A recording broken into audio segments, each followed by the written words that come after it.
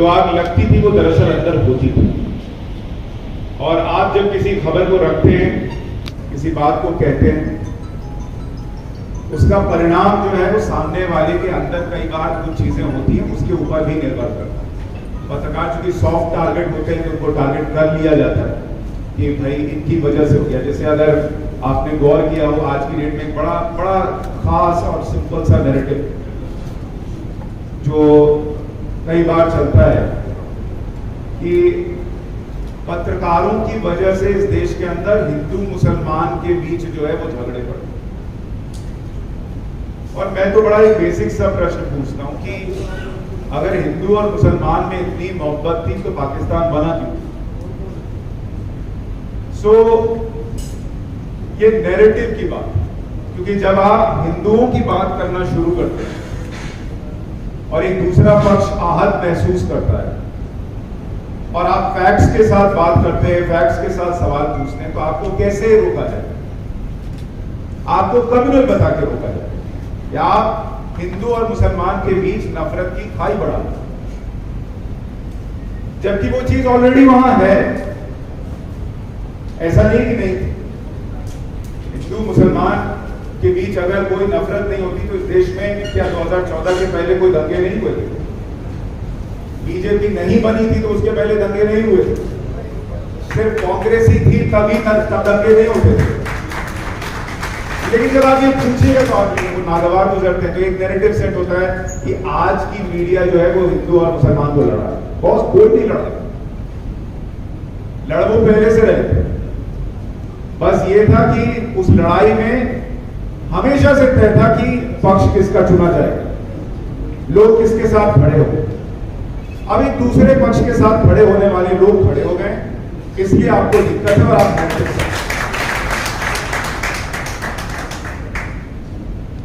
इसी तरह से अगर आप गौर करेंगे, कई बार लोग कहते हैं कि मैं बेबाक बोलता हूं, उसकी कई बार कीमत चुकानी पड़ती है। मुझे 20 साल से ज्यादा पत्रकारिता में हो चुका है और यहाँ भी जो पत्रकार होंगे वो गाए बगाए महसूस करते होंगे, बहुत प्रेशर है, इधर उधर से कोई फोन आए, कुछ आए, ये सब जगह है। आप कहीं भी रहेंगे, आप हरियाणा में रहिए, आप दिल्ली में रहिए, ये चीजें होती रहेंगी। अभी आपको याद होगा, अगर आप लोगों ने देखा हो, हमने एक शीश महल, ऑपरेशन शीश महल दिखाया था, जिसमें दिल्ली के मुख्यमंत्री अरविंद केजरीवाल जो ये बोल कर आए थे कि वो घर भी नहीं लेंगे, सरकारी बंगला भी नहीं लेंगे, वो 45 करोड़ का घर बनवा लेंगे। और जब हमारे पास वो पहली बार खबर आई, हमारे पास डॉक्यूमेंट्स आए, तो हमें इतना तो पता था कि इस खबर को लेकर प्रेशर बहुत बने, क्योंकि अरविंद केजरीवाल जी जो हैं वो इस देश के सबसे बड़े एड गुरु, क्योंकि आप खुद ही देखते होंगे अखबारों से लेकर मीडिया तक हर जगह उनके एड्स होते हैं और आजकल संस्थानों को चलाने के लिए उन एड्स की जरूरत भी होती है, इसको कोई नकार नहीं सकता, खर्चा बहुत ज्यादा है। लेकिन हमने तय किया कि हम वो खबर दिखाएंगे क्योंकि वो बड़ी खबर है और उसका जो आर्थिक नुकसान होगा, संस्थान को जो बाकी दूसरे नुकसान सहने होंगे, हम वो सहेंगे। लेकिन हमें यह अंदाजा नहीं था कि वो नुकसान किस हद तक चला जाएगा कि हमारी एक रिपोर्टर, कैमरा पर्सन और ड्राइवर को फर्जी केस बनाकर SC/ST का जेल में डाल दिया जाए, और सिर्फ इसलिए क्योंकि पंजाब में आपके पास पुलिस है। उन्होंने दिल्ली में भी प्रयास किया, हमारे रिपोर्टर जब उनके पास जाते थे सवाल पूछने के लिए, तो जंतर मंतर पर वो रेसलर्स का साथ देने के लिए गए थे अरविंद केजरीवाल, हमारे रिपोर्टर वहां गए सवाल पूछने, तो हमारे जो पुरुष रिपोर्टर्स थे उनको आम आदमी पार्टी की कुछ महिला कार्यकर्ताओं ने इस तरह से घेरा और आरोप लगाना शुरू किया कि आप हमें जो है फिजिकली हरास कर। वो तो शुक्र था कि इतने कैमरा थे कि चीजें छुप नहीं सकती थी और फिर वो लोग जो है वो धीरे धीरे इधर उधर गायब हो गए क्योंकि उनको पता चला ये चीज होगी नहीं। लेकिन मैं आपको ये बातें इसलिए बता रहा हूं कि आपको समझ में आए कि किस दौर से हम गुजर रहे हैं। नारद जी भी आज की तारीख में अगर पत्रकारिता करते तो वो भी नारायण नारायण बोल के साइड हो गए, ऐसी हालत है। और मुझे तो यहां तक बताया गया है कि जो शीश महल के राजा जी हैं वो इतने नाराज हैं क्योंकि करते करते हमने उनका 4 लाख का कमोड भी दिखा दिया, हमने 8 लाख के पर्दे भी दिखा दिए, हमने करोड़ों का जो मार्बल लगा वो भी दिखा दिया। कैसे सरकारी फाइलों में मैडम चीफ मिनिस्टर, आप सोचिए अनिल जी, आप तो इतने साल से राजनीति में हैं, आपने कभी किसी मुख्यमंत्री की पत्नी का नाम सरकारी फाइल में मैडम चीफ मिनिस्टर लिखते हुए देखा क्या? कभी नहीं हो सकता। लेकिन शीश महल बनाने के लिए अरविंद केजरीवाल जी की पत्नी का नाम मैडम चीफ मिनिस्टर, वो मीटिंग बुलाती थी, ऑर्डर लेती थी, कौन सी चीज बदली जाएगी वो करती थी, ये सारी चीजें भी हमने दिखा दी। जो विजिलेंस के अधिकारी जांच कर रहे थे उनको उनके पद से हटाने के लिए फर्जी केस बनाया, उनको भी बैठा दिया, सामने दिखा दिया कि भाई इनको फंसाया गया। कैसे रात में सीसीटीवी कैमरे में चीजें आई कि फाइलें इधर से उधर हो रही है, वो भी दिखा दिया। तो मुझे ये बताया गया कि सर जी ने एक लिस्ट भी बनाई है जिसमें मेरा नाम टॉप पर रखा है कि थोड़ा इसका भी हिसाब करो। तो ये हिसाब किताब चलेगा, आप पे प्रेशर बनेंगे, अलग अलग तरीके से बनेंगे। कोई आपको कहेगा इस देश में माहौल खराब कर रहे हैं, कोई आपको गोदी मीडिया कहेगा। अच्छा, मैं तो आश्चर्यचकित रह जाता हूं।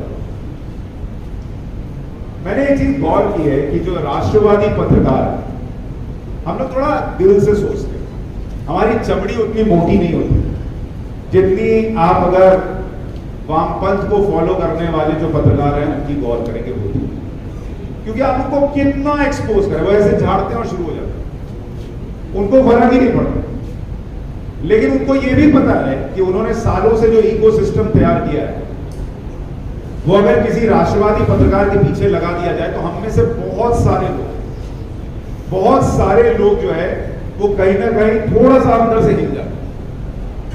जैसे ट्विटर पर अगर आप गौर करेंगे, आपके परिवार को, आपके बच्चों को, आपकी पत्नी को अलग अलग तरीके से टारगेट किया जाता है, हमें भी किया जाता है। आप एक पोस्ट करेंगे, उस पे 1000 लोग आकर आपको गालियां देंगे। मुझसे पूछते हैं आपको इतनी गालियां पड़ती हैं ट्विटर पर, आपको फर्क नहीं पड़ता? मैंने कहा सड़क पर गाड़ी जब भी निकलती है, एक विशेष प्रजाति की प्राणी है, वो पीछे पीछे दौड़ती है और उससे गाड़ी चलाना थोड़ी छोड़ती है। उसको इस बात का भ्रम रहता है कि गाड़ी उससे बचकर भाग रही, लेकिन गाड़ी अपना काम कर रही है। उसको भी गफलत में रहने देना चाहिए कि तुम भौंक रहे हो तो उससे कोई फर्क नहीं, करते रहो। लेकिन 2014 के बाद उनकी तकलीफ भी आपको समझनी होगी, क्योंकि उनका नैरेटिव टूटा। उन्होंने इस देश को चलाने के लिए, इस देश में क्या सही है क्या गलत है, कौन मंत्री के पद पर बैठेगा कौन नहीं बैठेगा, कौन प्राइम मिनिस्टर के प्लेन में बैठकर विदेश जाएगा रिपोर्टिंग करने के लिए, ये सारी चीजें तय की गई। और 2014 के बाद एक आदमी आता है और वो कहता है मेरे प्लेन में कोई बैठ के नहीं जाएगा पत्रकार, अपना अपना खर्चा से जाओ, अपना अपना खर्चा से आओ, सिर्फ ANI वाला जाएगा, वो फीड दे देगा, अगर बहुत चलाने का मन है तो वो चला। तो अब वो प्लेन का खर्चा देना पड़ रहा है।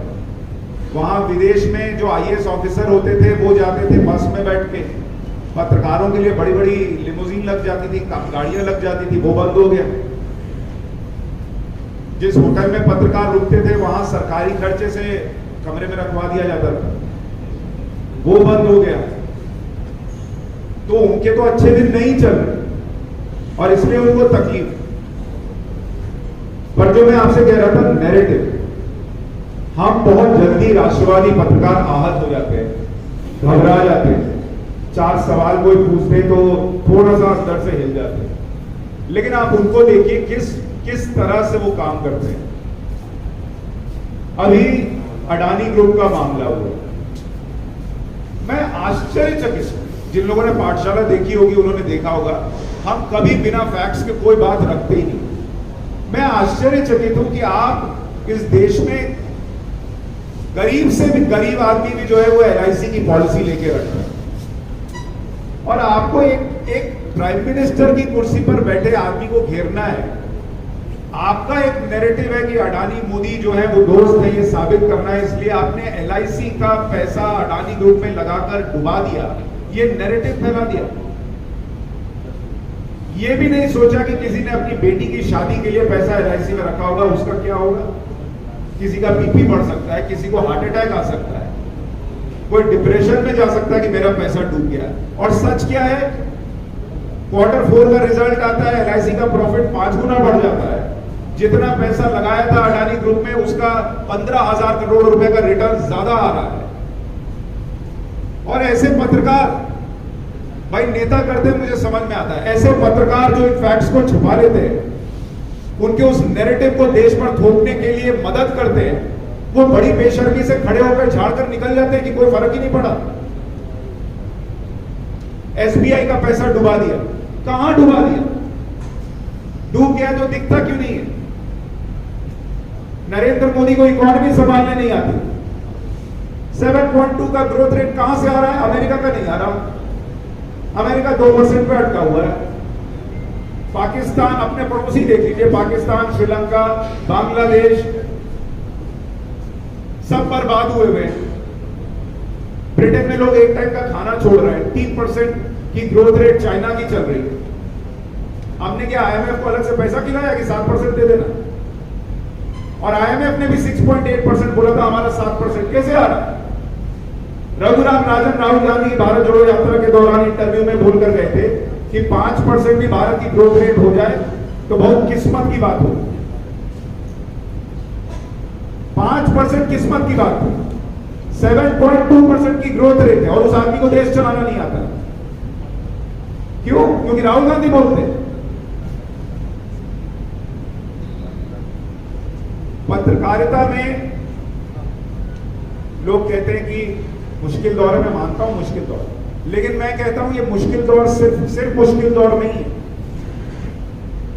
मैं ये मानता हूं वी आर एट वॉर, और मैं ये पहले भी कार्यक्रमों में मैं जहां जाता हूं मैं बोलता हूं कि वी आर एट वॉर। हम युद्ध के मैदान में, क्योंकि देखिए आप मानिए या ना मानिए, 2014 के बाद वैचारिक तौर पर पूरा देश दो हिस्से में बटा। एक हिस्सा जिसको बताया जाता है कि वो नरेंद्र मोदी को पसंद करते हैं, एक हिस्सा जो नरेंद्र मोदी से मतलब अंदर तक नफरत करते हैं। लेकिन मुझे लगता है पत्रकारिता दो हिस्सों में बटी।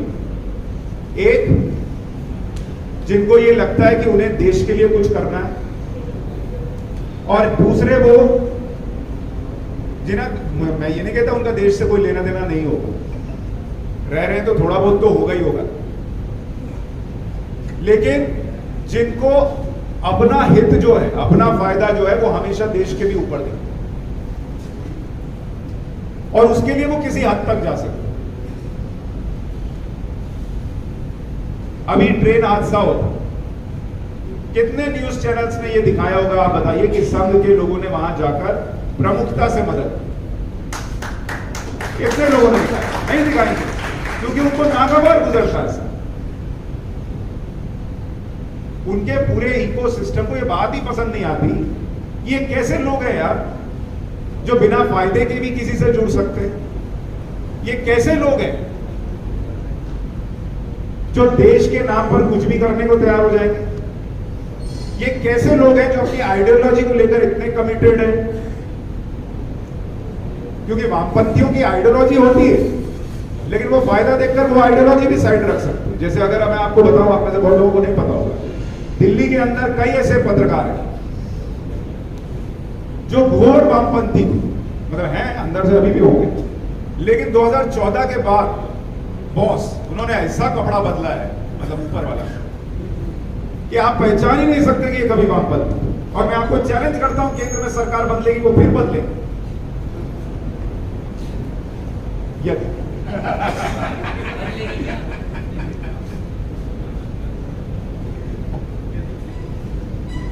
इसलिए मैं आपसे कह रहा हूं कि ये युद्ध लड़ रहे हैं। एक तरफ वो लोग हैं जो अपने फायदे के लिए देश को पीछे खींचने के लिए किसी हद तक जा सकते हैं, और उसी वजह से उन्होंने एक नैरेटिव सेट किया गोदी मीडिया। मैं कई बार सुनता हूं, मैं सोचता हूं कुछ तो लोग यहां रखते होंगे, सोचते होंगे। मतलब मान लीजिए मैं आपको एक छोटा सा एग्जांपल दूं कि अगर आपसे ये कहा जाता है कि नरेंद्र मोदी ने या नरेंद्र मोदी सरकार ने देश की कई संस्थाएं बेच दी, एयरपोर्ट्स बेच दी, चलिए ठीक है बेच दी, यहां कितने लोग किराए के घर में रहते हैं? हाथ खड़ा करके बताइए। कई लोग रहते हैं, ज्यादातर पैसे वाले सब अपना लेते हैं। जो किराए के घर में रहते हैं, कभी उनका घर उनका हो सकता है चाहे कितने साल भी रेंट दे दे? बेसिक प्रश्न है। अगर आपने एयरपोर्ट के रखरखाव का काम किसी कंपनी को दे दिया तो वो उस कंपनी का कैसे हो जाएगा? रेलवे का काम किसी कंपनी को दे दिया, दूसरी चीजों में आपने कहा कि आप आइए, हम पीपीपी मॉडल में काम करते हैं, आप पैसा लगाइए, इतने साल के लिए लीज पे देते हैं। लीज पे देना बेचना होता है क्या? क्या सरकार का यही काम है कि वो हर चीज खड़ी करे और उसको चलाती रहे, आपका पैसा बर्बाद हो? एयरपोर्ट्स कहा गया अडानी ग्रुप को दे दिया गया। यूपीए के जमाने में एयरपोर्ट्स का काम निजी हाथों में सौंपना शुरू। हमने पाठशाला में दिखाया अडानी ग्रुप को जितने भी एयरपोर्ट का काम मिला वो हाईएस्ट बिडर थे इसलिए मिला। मतलब अगर आपने ये कहा कि इस एयरपोर्ट से मैं 10 रुपया कमाऊंगा और मैं 4 रुपया सरकार को दूंगा, अपनी बिड में आपने कहा, किसी ने कहा मैं 10 रुपया कमाऊंगा 2 रुपया दूंगा, अडानी ग्रुप ने अपने कागज में लिखा 10 रुपया कमाऊंगा 6 रुपया दूंगा। तो 2 रुपए वाले को दे देना चाहिए था, क्योंकि किसी एक आदमी को यह लगता है कि अडानी और नरेंद्र मोदी की सेटिंग हो गई है, देश को 6 रुपया भी मिलता हो तो 2 रुपए वाले को दे देना चाहिए था क्या? लेकिन फैक्ट्स पे कोई बात ही नहीं करता। और जब आप ऐसे फैक्ट्स रखेंगे तो आपको कहा जाएगा आप गोदी मीडिया। गोदी मीडिया जब भी आप कहीं सुने, आप ये समझ जाएं कि वो आदमी फैक्ट्स पर देश हित में बात कर रहा है। क्योंकि जो लोग आपके फैक्ट्स को नहीं काट सकते, जो लोग आपके नैरेटिव को काट नहीं पा रहे, उनके पास इकलौता जरिया, इकलौता माध्यम बचा है कि वो आपको किसी तरह से आपकी छवि को डैमेज कर। जैसे होता है ना, किसी आदमी को आपने देखा और लगा कि अरे यार इसका तो कैरेक्टर ही ठीक नहीं है, इसकी क्या बात में विश्वास करता है, तो वो आपके कैरेक्टर असैसिनेशन पर लगे हुए, वो पत्रकारों की छवि को धूमिल कर रहे हैं। कल को कोई सुशांत सिन्हा है और बोले कि ये फैक्ट्स है, तो आपके दिमाग में डाउट पैदा करने का प्रयास है कि नहीं यार ये तो गोदी मीडिया है, ये कैसे ऐसा बोल सकता है। जबकि अगर आप देखेंगे जो दूसरा पक्ष है वो यहां से इतना पैदल है कि वो कभी पलट के उनसे पूछता ही नहीं कि जो फैक्ट रख रहे हैं उसमें तुम्हारा क्या जवाब है, तुम्हारे पास क्या काउंटर फैक्ट्स है। इसलिए ये सारी कहानी, सारी लड़ाई जिस नैरेटिव की चल रही है, ये अभी और तेज हो। अभी 2024 के पहले तो और तेज हो, फिर उसके बाद थोड़ा ठंडा पड़ेंगे, फिर जब मौका आएगा फिर प्रयास करें। और ये इंटरनेशनली भी होता है। आप क्या सोच रहे हैं, विदेश में अगर कोई जो बाइडेन कह देता है कि नरेंद्र मोदी का ऑटोग्राफ लेना पड़ेगा, लगता है, तो आपको क्या लगता है उसको बहुत पसंद आता है? वो सब तकलीफ में है, वो ब्रिटेन वाले भी तकलीफ में है कि 300 साल राज करके गए और ये अब अर्थव्यवस्था में हमसे ऊपर चले गए। कैसे? अमेरिका वालों को लगता है हमसे संभाल नहीं रहा देश, इन्होंने संभाल रखा है, ये ब्राइट स्पॉट बने हुए। कैसे? तो मुंह पे तो मीठा मीठा बोले, लेकिन उनकी मीडिया भी वही काम करेगी जो यहां की मीडिया करेगी। वो भी धीरे से नैरेटिव सेट करेगी। वो कोविड काल के दौरान आपके यहां चिताएं जल रही थी, इसकी तस्वीर दिखाएंगे, लेकिन अमेरिका में 6 लाख लोग मर गए। और मैंने वॉशिंगटन डीसी से रिपोर्ट किया था, उन्होंने एक बहुत बड़ा मैदान, उसमें एक एक झंडा लगा रखा था, व्हाइट झंडा हर मरने वाले आदमी के। आप देखते चले जाएंगे, दूर तक सिर्फ सफेद झंडा ही दिख रहा था। इतने लोग मर गए अमेरिका के अंदर। आपने देखा किसी न्यूयॉर्क टाइम्स को दिखाते हुए, किसी वॉशिंगटन पोस्ट को दिखाते हुए, अपने देश के पत्रकारों को दिखाते हुए कि देखो अमेरिका में क्या हो रहा है, 6 लाख लोग मर गए। मरना तो एक भी नहीं चाहिए था, लेकिन जिस परिस्थिति में हम फंसे हुए थे, दुनिया फंसी हुई थी, उसमें लड़ाई इस बात की थी कि कौन ज्यादा को बचा सकता है। मरेंगे लोग ये तो तय था, लेकिन नैरेटिव ऐसा सेट हुआ, ये है नैरेटिव, वहां बाहर से लेकर यहां अंदर तक सेट हो रहा है। सोशल मीडिया से लेकर प्रचार के प्रसार के जितने माध्यम है सब जगह हो। और इसलिए जब मैं कहता हूं, बात खत्म करूंगा, कि वी आर एट वॉर, इस युद्ध की कीमत हमें और आपको नहीं चुकानी। इतना याद रखिएगा कि इस युद्ध की कीमत इस देश को चुकानी। अगर आप हथियार डालेंगे, अगर आप सरेंडर करेंगे, और हथियार का मतलब किसी से हिंसक होने की बात नहीं कर रहा हूं, आपका हथियार आपके फैक्ट्स है, आपकी रिसर्च है, आपकी पत्रकारिता को दूर तक लोगों तक ले जाना है, सच लोगों तक पहुंचाना है। अगर आप ये हथियार डाल देंगे तो फिर देश हारेगा। आपकी नौकरी चलेगी, मेरी भी चलेगी, हमारा घर तो चलता रहे। लेकिन कोई एक आएगा और कहेगा कि हम ओल्ड पेंशन स्कीम बांटेंगे बॉस, और आप मजे से कूदेंगे। लेकिन कोई खड़ा होकर बताना चाहिए कि ये ओल्ड पेंशन स्कीम आपके आने वाली पीढ़ियों को खा जाएगा, क्योंकि देना उनको अभी नहीं है, देना उनको बाद में।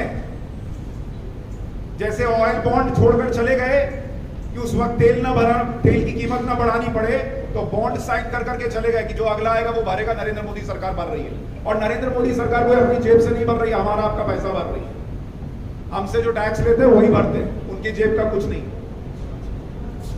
वैसे ही ओल्ड पेंशन स्कीम सुनने में बहुत अच्छी लगेगी, लेकिन किसी को खड़े होकर बताना पड़ेगा धारा के विरुद्ध जाकर कि ये देश को बर्बाद कर देगा बॉस।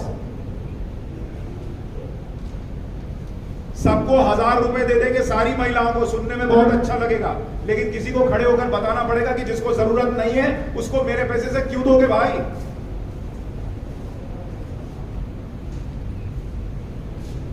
कभी तो किसी को खड़े होकर आरक्षण पर सवाल पूछने पड़ेंगे कि जिसको जरूरत थी उसको फायदा हो रहा है या नहीं हो रहा है।